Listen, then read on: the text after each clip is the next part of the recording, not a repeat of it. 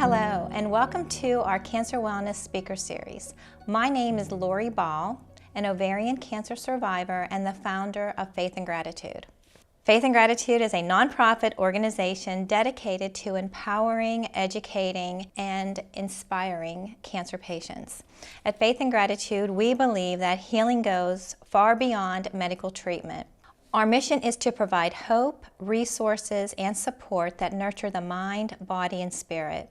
Through our Cancer Wellness Speaker Series, we bring trusted holistic providers, wellness experts, and inspiring voices from the cancer community directly to you, meeting you wherever you are on your journey. We're thrilled to have you here and grateful to be part of your path toward wellness. I am honored to welcome today's guest, Sylvie Beljanski. Sylvie is a French attorney turned health advocate, author, and entrepreneur. She continues her family's legacy as a leader in integrative health and cancer research. She is the founder and president of the Beljanski Foundation, a nonprofit advancing natural approaches to cancer, and CEO of Maison Beljanski, a global dietary supplement company. Author of Winning the War on Cancer, host of the Beljanski Cancer Talk Show, and producer of the Beljanski Integrative Cancer Conference, Sylvie is a sought-after speaker worldwide, educating audiences on scientific breakthroughs in holistic and integrative medicine. Her work is deeply personal. It tells the story of her father's groundbreaking scientific research and her own journey to continue his mission. At its heart, this story is about hope, resilience, and the possibility of a more integrative approach to healing. Sylvie, it is my sincere pleasure to welcome you today. Hello, Laurie, and thank you for having me. So our first question for Sylvie, your book is just not about science. It's about family, legacy, and love. Tell us about your father. Who was he to you, and what values did he instill in you? I would say that for a long time my father was a stranger. To me, he was a scientist, such a devoted scientist that he could not extend himself to really be present for his family. So I saw him as a very a man with a tremendous work ethic, but devoured by his passion for his work. I saw also his integrity, his willingness to redo and redo and redo the experiments to be absolutely sure of his results before publishing anything. And I saw the joy that was coming with the good results and the ability to make a difference. But all that was kind of intellectual knowledge, and I did not have a really emotional connection, and I never felt that my father was close to me until I came to him and did really the effort of trying to understand him, and when the time came to help him. Sylvie, tell us a little bit about your father's background.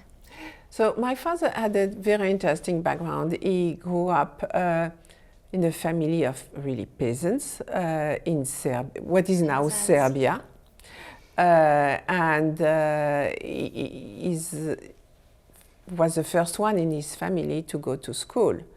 His mother and his sisters were seamstress and were sewing at night to pay enough for the tuition and to send him to school. And he was milking the cows in the morning before going to school, and he always paid. My father, was not interested in fancy clothes and so on, but he always had an extra pair of shoes because he had been so traumatized as a little boy, just having to walk to school sometimes in the snow without having a good pair of shoes. That stayed with him. So he comes from this very humble origin, and he back in the 50s, there was no university of biology in Serbia for students to complete their PhD. So the rich students who were able to afford a fur coat were sent to Moscow, and the poor students were sent to Paris. And that's how my father arrived in Paris without learning French, but he very quickly adapted. He joined the Sorbonne. He got his PhD in molecular biology, and then he was able to join the Pasteur Institute, which is a French equivalent of NIH, National Institute of Health. And so he is coming from a very, let's say, conventional, the mecca of conventional research and science, but he was always an outsider. And I believe that his background, I mean, as a little boy living in the countryside, connected him all his life with the environment in a way the other PhDs maybe are not, and led him to look into nature to find solutions where others were not even thinking of looking. And about what age do you think you were when you realized the impact that your father was making? I realized that as a teenager, because he was helping so many people suffering with cancer. There was an ongoing line of people coming. First, they were crying, they had been diagnosed with cancer. And then they had this conversation with my parents. They were leaving with some packages, and then they were coming back 2 months, 3 months later with flowers, chocolates.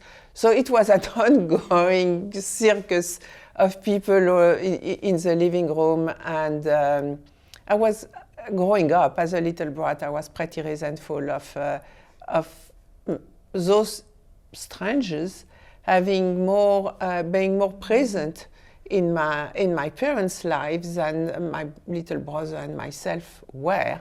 Sometimes I felt, oh, if only I could be a bacteria, maybe they would look at me and pay attention to me. But it's only later on that I really realized the value of what they were doing and the value of their work. I would say the definitive moment for me was at my father's funerals, when all those people came to me and told me, you know, without your father, I would not be here. I would never have been able to walk my daughter down the aisle. I would have never seen my grandchildren. And that's where I really understood that this was the opportunity to change lives. That's beautiful. In retrospect, it's beautiful. So, Sylvie, your journey hasn't always been easy. What sustained you during the most challenging times?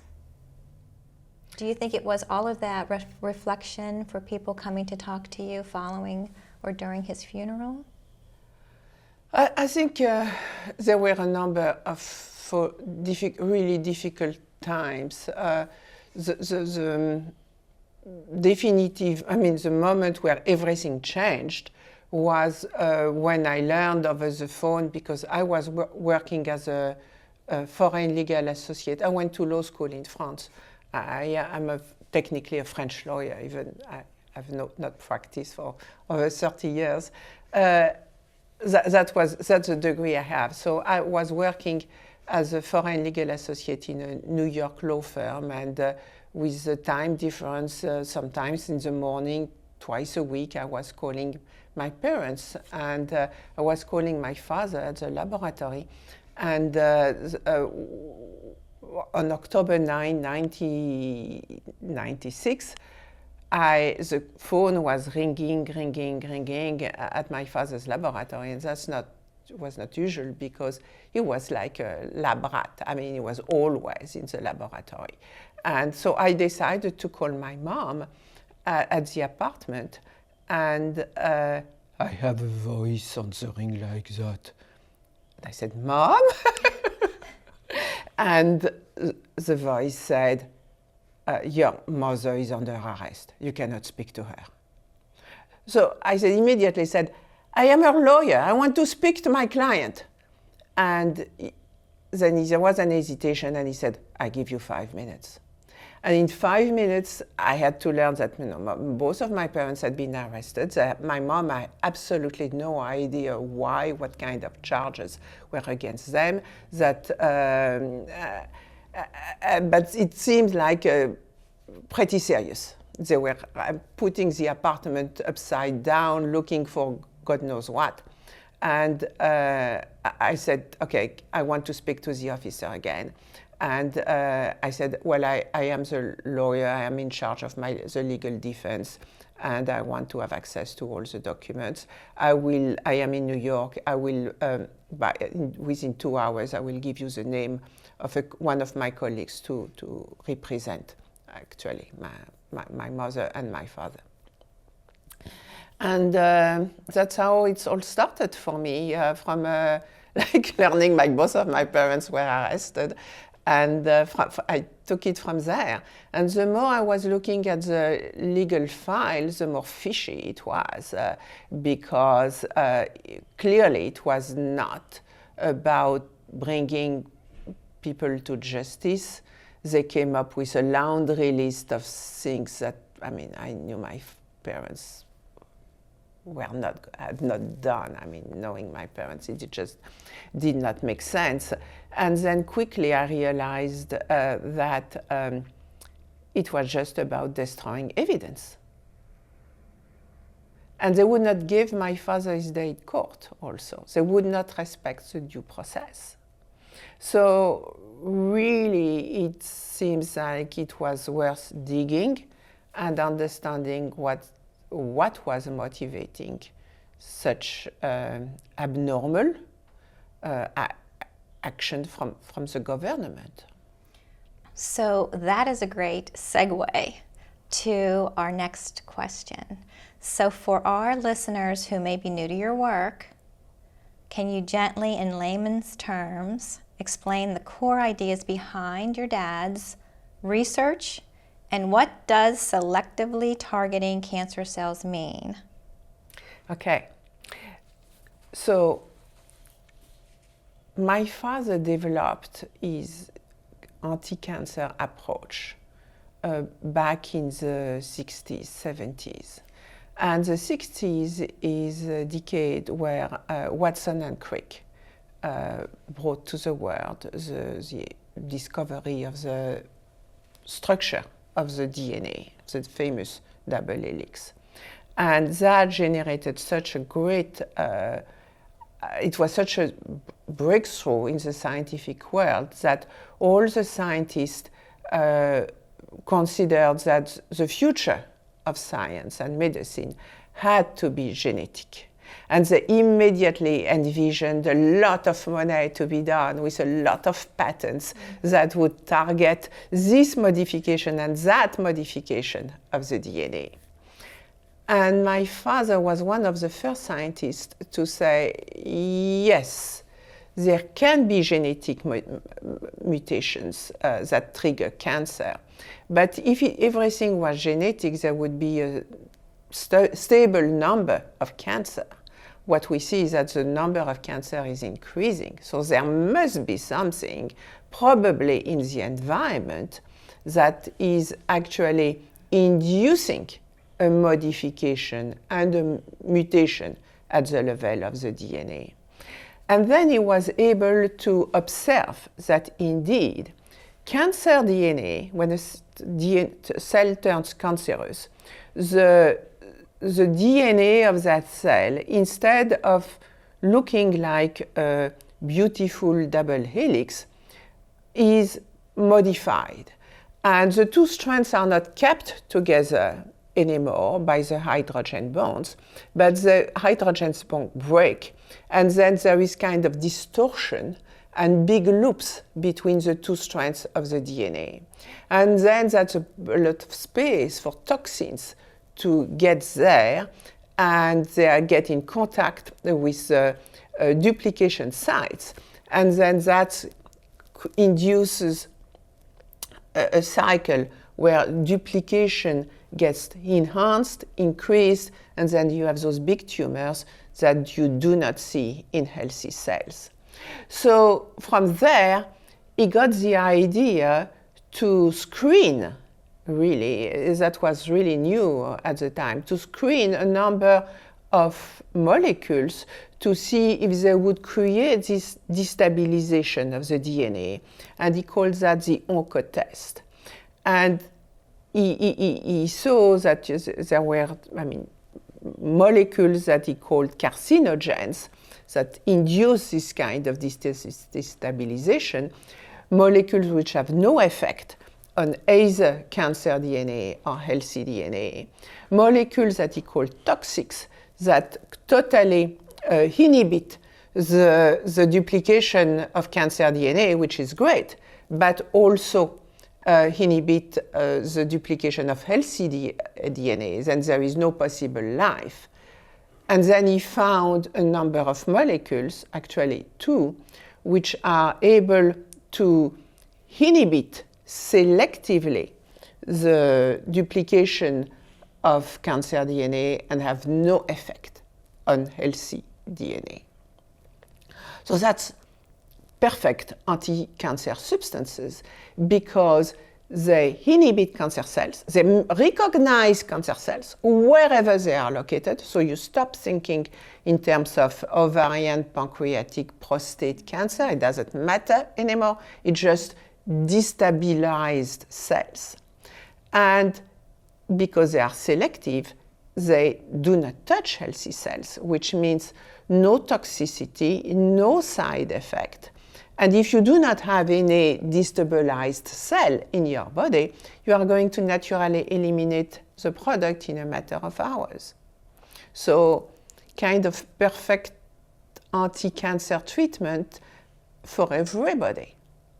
And when you look actually under the microscope, you can see that those plant extracts that he discovered, Paupera and Revolfia vomitoria, are both naturally fluorescent. The extract is naturally fluorescent. So you can see under UV light, it's really striking, how the fluorescence remains outside the healthy cells and really is able to invade cancerous cells. And you can see under UV light that the fluorescence is not going anywhere else. It's really targeting those cancerous cells. So my father became extremely successful back in the 80s, I would say. He was a very charismatic man. He was speaking a lot of conferences and a lot of doctors, French doctors. I mean, that was, seemed to be to them to be the solution to so many patients. One-fits-all approach to cancer with no toxicity. So my father got a lot of followers and in the medical community. And then now we are in the 90s, and François Mitterrand, the former French president, got diagnosed with advanced prostate cancer. And he was sick from his first term. Terms were 7 years at the time, but there was no social media at the time, and everything was kept secret during the first term and until the re-election. But at the beginning of the second term, I mean, the president was so sick, the cat got out of the bag. And I mean, everybody knew that the president was sick. So the official diagnosis was that president was not going to be able to finish his second term, and that should prepare the country for early election. But Mitterrand had a mistress. It's a French story. And, and the mistress knew about one of those good doctors who had good results, especially on prostate cancer, by using my father's products. And that's how Mitterrand started to take the products, and against all odds, got better and better. And because he was the president, I mean, it was for the country to see. And then a lot of questions. How come natural products can do better than the official diagnosis and offer some other solutions? And that really created drama and soap opera at the French Minister of Health. And as soon as Mitterrand finally passed away, and he was able to finish his second term, but as soon as he passed away, they sent a SWAT team to arrest my parents and destroy everything. Destroy everything. Seized all the products. They went to the sick people houses. They seized their treatments from their home, from their nightstands. Absolutely. Go ahead. There were hundreds of people who took the streets of Paris and other big cities of France, and they were holding signs, "We want the Beljanski products, effective and non-toxic." But the press did not even report about those marches. So that was when? What year was that? So the arrest was October 96, so those marches were beginning, let's say, spring 97. Yeah. And the French government, I mean, the justice, they just did nothing to instruct the case. And my father was like, please let me have my day in court, and he believes that it would be the opportunity for him to clear his name, but that did not come, never came actually. And at the time of my father's arrest, something totally contrary to due process happened. In France, when you are under arrest, you are supposed to be brought kind of within a matter of hours before a judge who is going to decide if the charges are serious and if you are going to be sent to house arrest or whatever. But in the case of my father, instead of bringing him before a judge right away, as they should have, they told my father, well, it's too late. You are going to spend the night in the laboratory, and we will bring you tomorrow to see the judge. And they also brought a team of people dressed like if they were going to the moon. That's what the report I got. And they said they were looking for plutonium, and they spread some kind of toxic gas everywhere. First, you don't, toxic gas and plutonium don't match. then the allegation of plutonium did not make sense. Then looking at the legal file, there was no trace of any allegation of plutonium or people coming to spread whatever. We never knew what they had spread, but 2 months later, my father was diagnosed with advanced myeloid leukemia. And there was nothing, I mean, and his own products were no longer available to him. The products that he had spent his lifetime developing were taken away from him at the time, at the moment he needed them. He needed them most. Yeah. So then you became involved because of all these emotions, probably the first emotion being anger that this happened to your parents. Yes, Okay. but when you said you first became involved, so I became involved on the first legal defense. Yes, there was all those emotions, but I channeled them into legal action. And it was very frustrating for me because the judge refused to take any action. So at some point, my father's health was faltering, and he was like, is there anything we can do, anything you can think of? And I said, Dad, the only thing I can think of to go above the judge is to go to the European Court of Human Rights. And my father said, I want you to do so. I was like, oh, I've never done that. But I promised we would. So I filed to sue the French government, and we took the case to the European Court of Human Rights, which is in Strasbourg. I did not, plead myself. I wrote the brief, but I gave that to another lawyer to represent my father. And we won an unanimous case because the French government would rather lose the case than explain what they had done and why they had done it. And then I learned that the rationale for them not defending the case, that was what they had done was classified as secret defense. So this research was classified as research defense, secret defense. So, in essence, to those who are wondering, what does that mean? Does that mean that it was sealed? Exactly. What they wanted was not only the man to disappear, but this knowledge to disappear. And that's when I understood that that was the goal. That I was like, no. I grew up seeing how much it can, how many people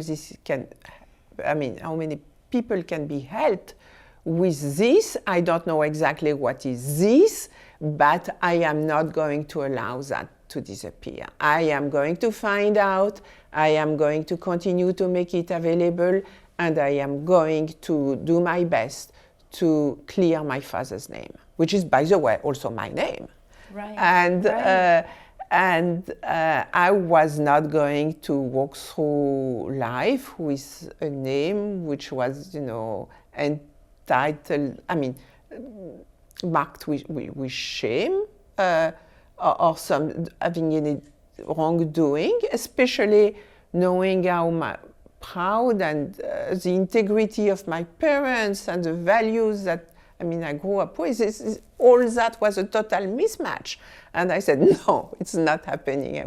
I have to do something else. If there is nobody else, maybe I am the right person at the right place in the United States of America at the right moment.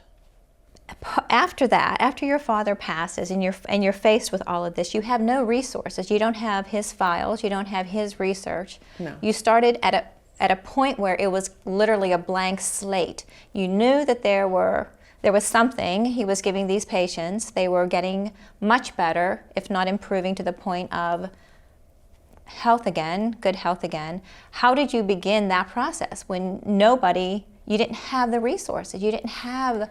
Well, I was very lucky that my mom had been working with my father for 30-something years. She has been, his laboratory help for over 30 years. And she was a very intelligent woman, so she was doing much more. She was also a collaborator more than just, help in the laboratory. And she passed on to me a lot of information, explanations, a number of slides to show. There was no more laboratory, but she gave me all those pictures to understand, to visualize, and she was extremely patient to explain to me and to answer really thoroughly all of my questions. And then in 1999, a year after my father's passing, I decided to let the doctors who had been working with my father know that I was going to continue with their help and their support. And I invited them to New York. I created a little seminar, and I really asked them to share with me their experience as a doctor, and how to use the product, was there any side effects, and what they had observed. And I got all this support from so many people who really came out of nowhere, who did not know me, but just they believed with me that this was bigger than us and needed to, in some way, in some shape, this knowledge had to survive. So now that began the ball rolling for you in a very positive way. A lot of pressure, because all those people were, they were counting on me to do something, whatever, but do something, and a lot of support at the same time. But failure was definitely not an option. But did your research, sort of a chapter 2 in the whole legacy, did your research take you to the jungle? I think I read that, because you yourself, right? Yeah, absolutely. So, I mean, after I got a truckload of information to digest, and the next step was to make the products available. And I had to source them. So yes, I went to South America to Brazil and Bolivia and Colombia to source the famous pau pera, which is a tree only growing in the Amazon rainforest. And yes, that was kind of an experience, because I was with those big guys with their axes, because you remove you only use the bark of the tree, which is wonderful when you think of the sustainability of the project and the fact that you are teaching those people in the Amazon to take care of their trees, and rather than, now they have an incentive to take care of the tree, and rather than cutting it and plant soy. So I was working with those guys, hoping they were going to make good use of their axes and nothing wrong would happen to me. And nothing did. I mean, this story, think of everything that could have gone wrong, and nothing did. And even, I believe, even those guys in the Amazon, they did not speak English. We could not communicate. But I believe they had some sense that what they were doing was important. Maybe not so much for humanity, but at least for themselves was important. And they took actually good care of me. And I came back, out of the Amazon rainforest like it was going to hell, and come back, really.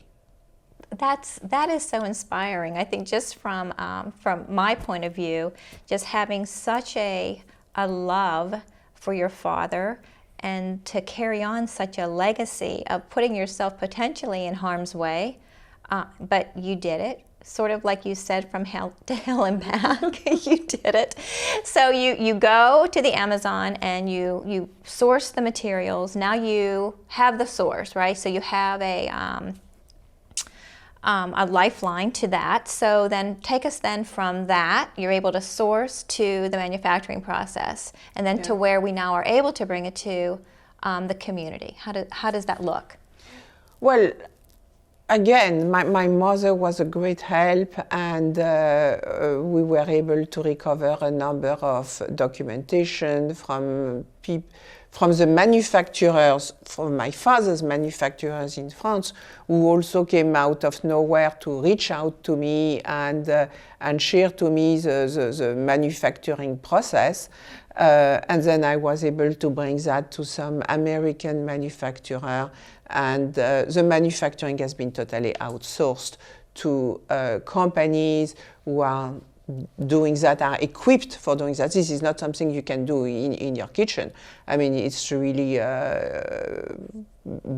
big machines, and then there is quality control, and you have to make sure that the extract is standardized with the same amount of flavoperine, which is a biomarker for paupera extract, than what my father was doing. So I was able to retrieve all the quality control documents and make that to good use now with the modern way of working, extracting, controlling, and everything is now done according to GMP and as it should. So now what you're seeing here in the United States, where people are now learning more about these two plant extracts. Yes. Are you seeing where oncology patients are coming to maybe do your treatments in conjunction with a standard of care situation that they might be in? Or do you feel that there's an either or do you think there could be a combination effect that might be, that a lot of these patients might feel that would be the way they should maybe initially go? So I am not a doctor, and I don't see patients, and I don't recommend treatments. But I have created a foundation, a 501c3 here in New York, which is funding research. The research is done at academic institutions. Over the years, we have worked with Columbia University, with Kansas University Medical Center, with Cancer Treatment Centers of America, with Nanjing University. And all this research has been led to beautiful results and to peer-reviewed publications. So what I am doing is speak on behalf of the foundation and present the research. And when I present, as very often, there is a number of people who have been taking the products and are spontaneously offering testimonials. And over the 30 years now I've been involved, I have seen it all. People telling me, I just got diagnosed, I did not know what to expect before coming here, but I love your presentation, and yes, I want to learn more. And do you have a doctor that can, take care of me? I've seen people telling me, I am started chemotherapy 3 months ago, it make me sick. Can I use your products in conjunction with the chemotherapy? I have children, I want to live, and I want to put all the chances I can. And what the doctor is recommending, what you are recommending, what my nutritionist is recommending, what my mother-in-law is recommending, I will do it all. You have people saying, my body is a temple, and I am not going to put anything toxic in it. And I know that if I put anything toxic, that will actually prevent me to heal. And this is also very commendable, and if your body is telling you such a thing, believe you have to listen to your body. I have seen people telling me, well, I have had cancer, Cancer is now gone, but I am afraid it comes back. My doctor is not offering me anything now because the cancer is gone. Is there anything I can take in order to limit the risk it will come back? And then I have people telling me, I don't have cancer, I never had cancer, but everybody in my family has cancer. All the women have breast cancer in the family. Is there anything I can do to make sure that I am able to fight the odds? And that this request, I mean, from people is what really has shaped the strategy for research. And what we have done is to confirm my father's discovery that those plant extracts, the paupera and the purified Revolvia, this is important to say that because we are removing completely the reserpine from the Revolvia extract. So it's not the usual Revolvia extract as known in Ayurvedic tradition. It's a purified Revolvia, which is reserpine-free. So those two plant extracts have been strategically studied on different kinds of cancer cells, different stages of cancer, from inflammation to full-blown cancer to advanced cancers that do not respond to hormonal treatment, for example, in the case of prostate cancer. And now we are studying the effect on cancer stem cells. And that's the current graal, I would say, of scientific research, and we have beautiful, exciting results. And that's important for our listeners to know because traditional treatment of chemotherapy radiation is unable to target the stem cell.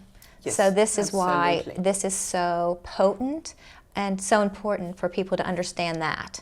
Yeah. So we could be going through standard of care, chemotherapy, radiation, and ring the bell. It's such a symbol of being done with treatment, but then all of a sudden 3 months, 6 months, and it recurred. So that's why these plant extracts are so important for us to learn more about.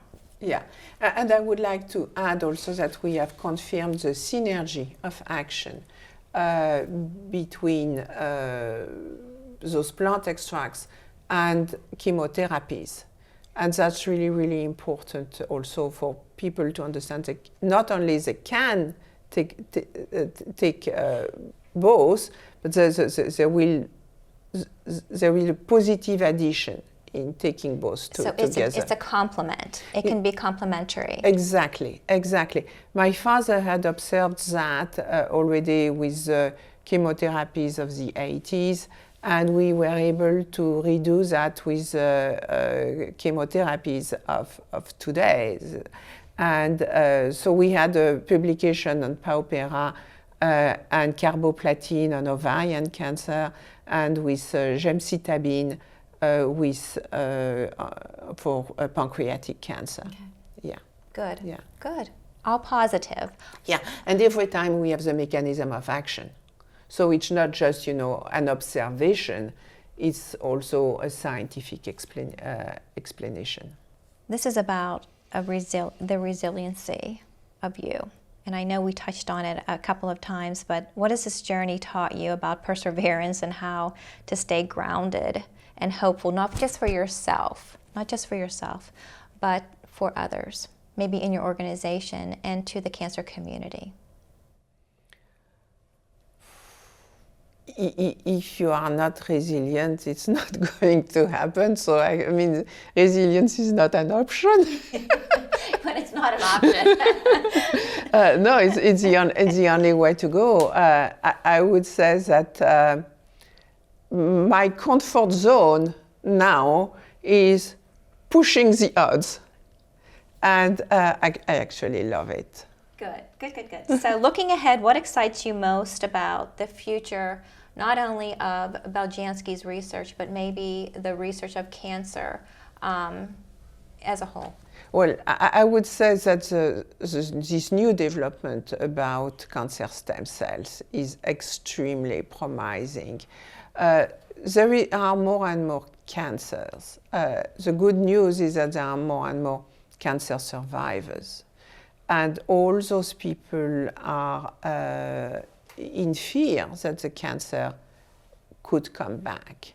And so when you have some little plant extracts without toxicity, without side effects, which have demonstrated in the lab and including in animal studies, the ability to inhibit the growth of cancer stem cells and avoid the development of metastasis, why on earth would not you look at this approach on day one of diagnosis? And we have been able to do the research now on ovarian cancer, on pancreatic cancer. We are just wrapping up a beautiful study on breast cancer stem cells have been injected in mice. And you can see that the mice who have just received the breast cancer stem cells are developing metastasis like crazy. But the mice who have received the breast cancer stem cells plus a mix of Paupera, Revolvia, and golden green tea, they have zero metastasis in that group, and the odds of survival are much, much better than in the other group. So we are wrapping up this research. I believe the publication is going to come soon now, and we are already looking to fund the next round of research, which is going to be on prostate cancer stem cells. Ladies first, but then I mean everybody should benefit of this approach again. Yeah, thank you so much for that explanation, but also for what you're doing. I mean, it's just something that I feel is so. It's for me when I first met you, when I first learned of your research, which was really not that long ago, within the past 18 months. It's just opened my eyes to the hopefulness of if you are to be diagnosed, you shouldn't recoil in fear. Just kind of look at all of your options and the research. You mentioned fear, and unfortunately, I believe that's what governments want to, and not just the French or the American, but governments associated with pharmaceutical companies. That's what they want to instill in us when we think of cancer. And I believe the reason why my father's life was destroyed and they attempted to destroy also his work is that there was this dimension of hope that he was bringing to people, and that was a shift of paradigm. And also, of course, I mean, if there are a lot of people moving to little natural approach, and that's a loss of revenue for pharmaceutical companies. But it's also, they are not the answer. Yeah. If they are not the answer, they don't like it. No, it doesn't work in their system. Exactly. It just does not work in their system. So do you feel that the world is embracing more of an integrative approach to cancer treatment? I think more. I think after the pandemic, a lot of people have seen that the healthcare at the government level comes with a certain amount of manipulation and lies, and there has been worldwide a loss of trust, and people wondering if they are not on their own, and if they should not take care of themselves in a more informed way and do their own research before doing everything the doctor is saying the way the doctor is saying. Okay, Sylvie, your book, Winning the War on Cancer, what does that mean? So the book is called Winning the War on Cancer, the Epic Journey Towards a Natural Cure. And I chose this title as a reference of the war on cancer, the law that was signed by Nixon in 1971. So that's 55 years ago now. And it's kind of ironic that we have not made much progress conventionally on winning the war on cancer. So if the number of cancer is increasing, keeps increasing, creeping up, maybe it means that this war on cancer, as intended by the government in the 70s, with some specific recommendation and area for investment, was not the right way to do it. And it's time to look at something else. And why not a natural cure? And why not a natural cure? I love that. So if your father were sitting here today, what do you think he would feel seeing how far this journey has come?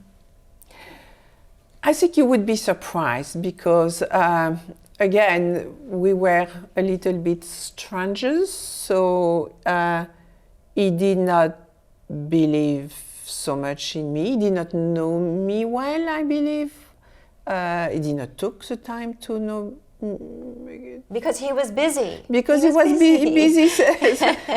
busy saving people from cancer.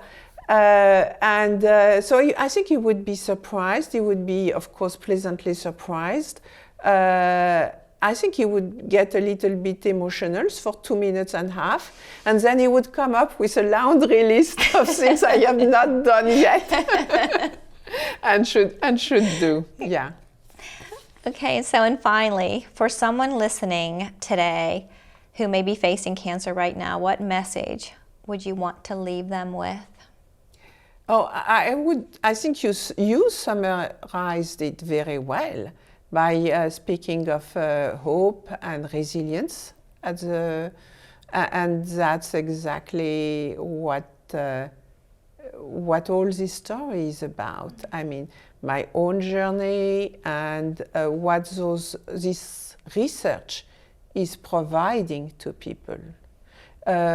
It's hope. And at the end of my conferences, I keep saying to people, those little plant extracts are going to act at the cellular level. They are going to help you. At the cellular level, they are going to give you time. Now, the big question is, what do you do with this time? We are more than cells. We are body, mind. We have to take the time to understand why the cancer came in the first place, what our body is telling us by becoming sick, and what is the message we have to receive, and what do we have to change in our life to fully heal. There is a difference between destroying cancer cells and healing from cancer. And conventional treatment by cutting, poisoning, radiating is not going to do that. So the little plant extracts are acting in a much more gentle way, but they are not going to do all the work. You still have to take ownership of your life, of your thoughts, of your lifestyle, and receive the message of cancer. Yeah, I believe that. I believe that in my own diagnosis 10 years ago, that it was a lesson. There was something underlying a lesson. The experience was going to help me to learn about that. And I totally embraced the process just so I could just really reiterate to other people and just to help other people through their diagnosis, through my experience. So, okay, Sylvie Beljanski, thank you so much again. Thank you. Thank you again for your heart, for your research, and for carrying on your father's your family's legacy. It's been such an honor to have you here today. I feel like, me finding your conference last year, learning so much about you and what your organizations are doing is for the betterment of all of us, not just for the cancer community, but for us, meaning humanity. Sylvie's book, Winning the War on Cancer, it offers both a scientific perspective and a deeply human one. This book can be purchased through the beljanski.org website, and on the website, you will find much more. Yes, on the website, we have all the scientific publications, my father's publications, and also all the publications that have been funded by the Beljanski Foundation. You can research by organ, you can research by plant extracts, and you can download everything, share that with your doctor. If you don't have a doctor, you can also contact us, and we'll put you in touch with an integrative doctor who knows about those products. And on the website, you will also find all of our upcoming events, including the conference in San Diego, but there is much more. If you have been recently diagnosed, please reach out on faithandgratitude.org, that's our website, to request your cancer resource guide. The Cancer Resource Guide is free to all those newly diagnosed, and we ship it for free all across the country. And to our listeners, wherever you are on your health journey, may this conversation remind you of your resiliency and your hopefulness. At this time, we would especially like to thank our sponsors for making this speaker series possible.